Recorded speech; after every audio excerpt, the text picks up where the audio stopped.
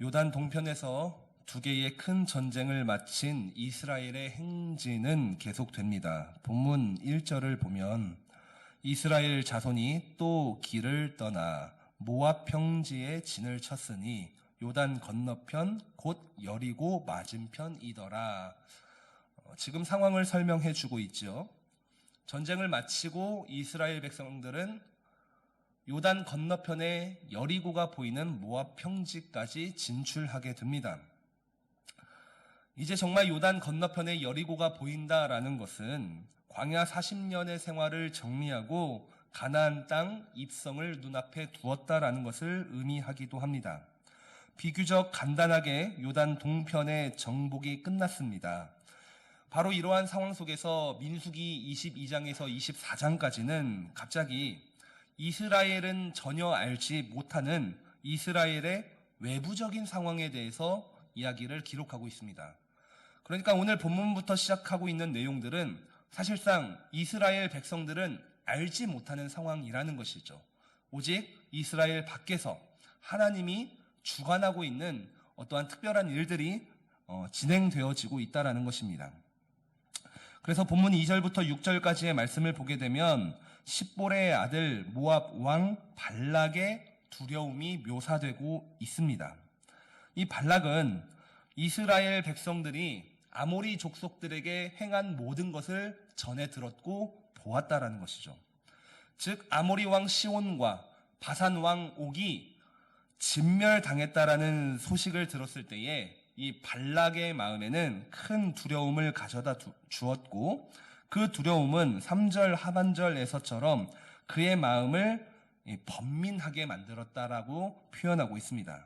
이 번민하다라는 것은 발락의 마음에는 이스라엘에 대한 두려움이 있고 더 나아가 두려움을 넘어 그들을 미워하고 혐오하는 마음까지 생겼다라는 표현으로 이해하면 좋을 것 같습니다.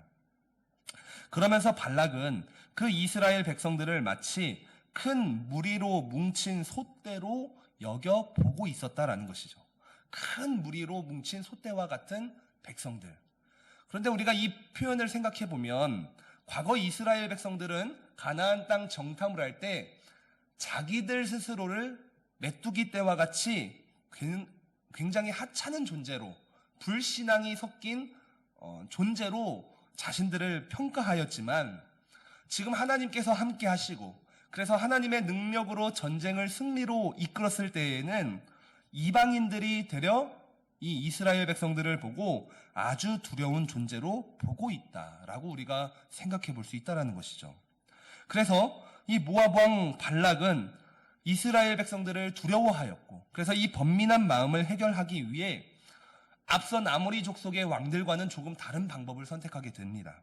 그는 이제 부올의 아들 발람을 초청하여서 나를 위해 이스라엘을 저주하도록 이제 명령을 내리게 된다는 것이죠.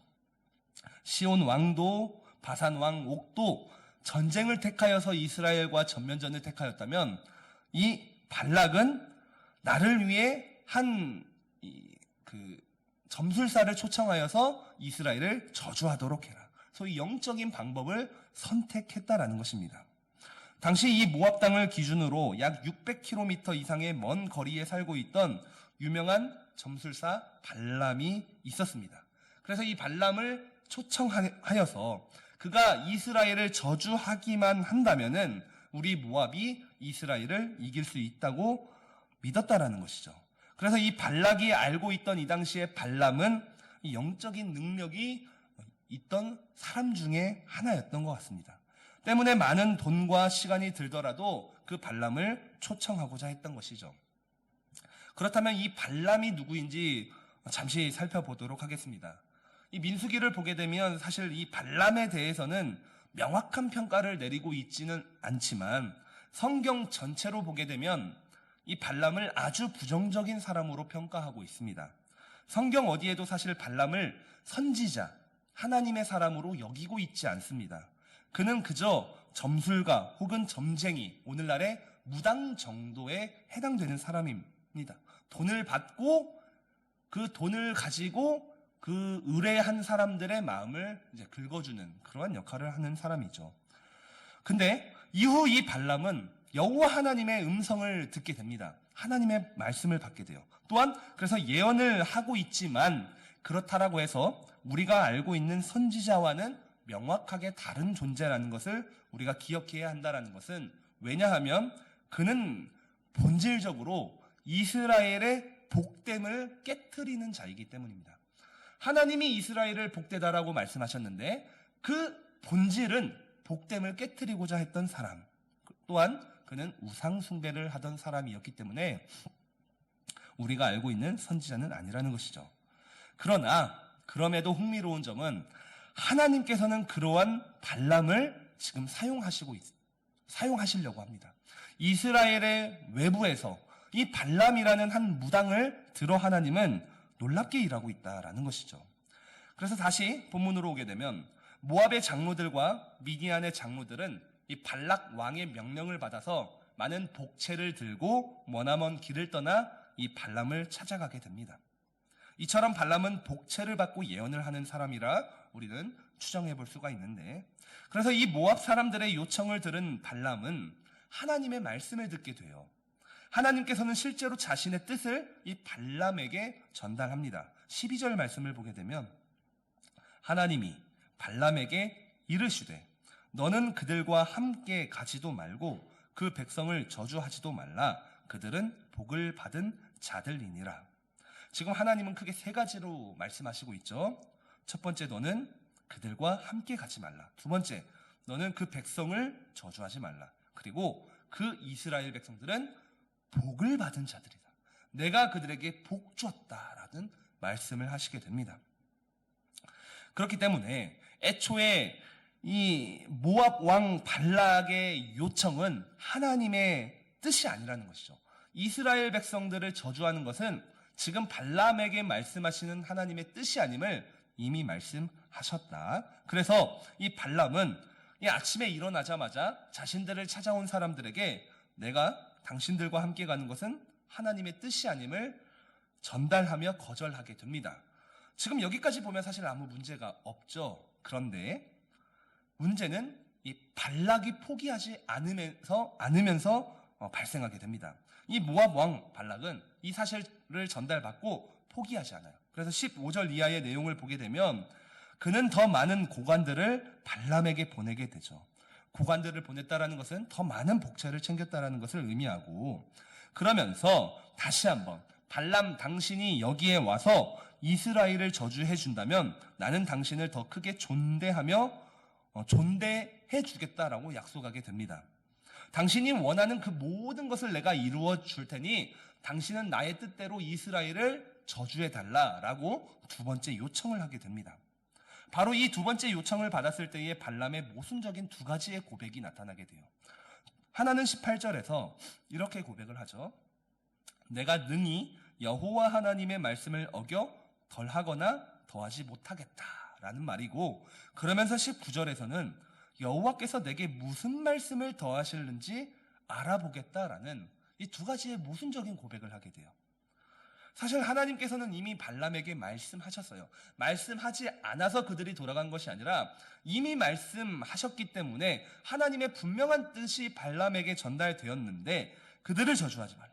그들은 이미 복받은 자들이라는 말씀이었기 때문에, 그래서 사실 18절 이 발람의 고백대로 내가 능히 여호와의 말씀을 어겨 덜하거나 더하지 못하겠다라고 한다면 자신들을 찾아온 그 사람들, 고관들을 향해 그 자리에서 그 말씀을 그대로 전하면 되죠. 하나님의 말씀을, 하나님은 그들을 저주하지 말라고 했고 그들은 이미 복받은 자들이다 라고 전달하면 됩니다. 그런데 그는 19절에서 그렇게 하는 것이 아니라 여호와의 의중을 한 번 더 알아보겠다라고 하죠. 따라서 우리가 이 발람의 마음을 추측해 보자면은 이미 그는 그 발락 왕의 유혹에 흔들렸다라는 거예요. 아니 원래 그런 사람이었는데 더 많은 것을 주겠고 더 많은 존대를 해주겠다라는 그 말에 흔들렸고, 그래서 그는 그 마음 깊숙한 곳에 모압에 가서 그들이 원하는 대로 저주를 선포하고 예언을 하고 자신이 원하는 바를 이루고 싶었을 것이다 라고 우리가 결론을 내려볼 수 있다는 것이죠. 그런데 놀랍게도 하나님께서는 20절 말씀에 밤에 하나님이 발람에게 임하여 이르시되 그 사람들이 너를 부르러 왔거든. 일어나 함께 가라. 함께 가라고 말씀하시게 되죠. 그러나 내가 너에게 이르는 말만 준행할지니라 라는 말씀을 덧붙이게 됩니다. 발람을 향한 하나님의 두 번째 말씀은 그들과 함께 가라는 것이죠. 첫 번째 하나님의 응답은 그들과 함께 가지 말라. 두 번째 하나님의 응답은 그들과 함께 가라는 것입니다.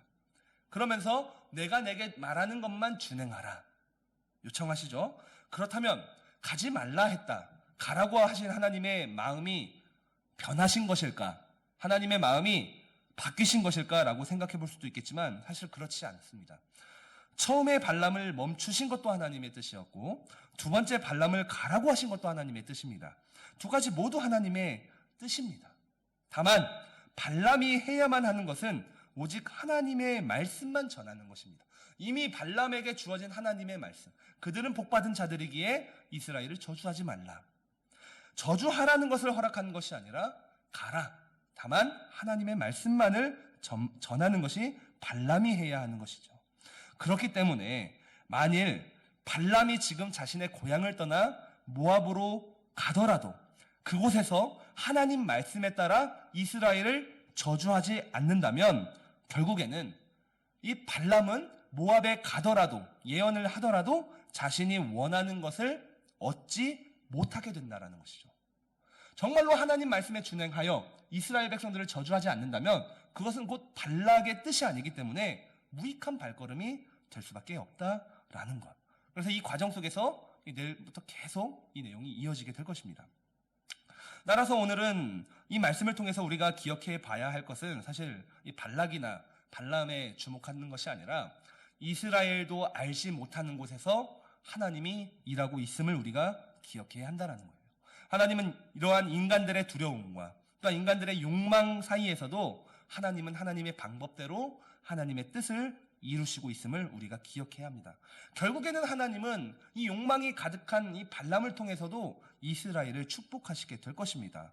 그것은 이스라엘이 너무나도 잘 알기 때문이 아니라 이스라엘은 아무것도 모르는 상태에서도 하나님은 그들의 언약의 하나님이시기에, 그들은 언약 백성이기에 하나님은 그들을 인도하시고 이처럼 보호하시고 축복하고 있다라는 것입니다. 따라서 우리가 기억해야 할 것은 우리가 알지 못하는 곳에서도 하나님은 하나님의 방법대로 나와 우리 교회와 우리 가정을 위해 일하고 있다라는 것을 기억해야 합니다. 아무리 발락과 발람과 같은 세상이 우리를 저주하고 우리를 욕한다 하더라도 우리는 이미 하나님의 선택을 받고 복받은 자들임을 기억하시면서 오늘도 하나님과 함께 동행하며 하나님의 능력으로 승리하는 복된 하루가 되기를 예수님 이름으로 간절히 축복합니다.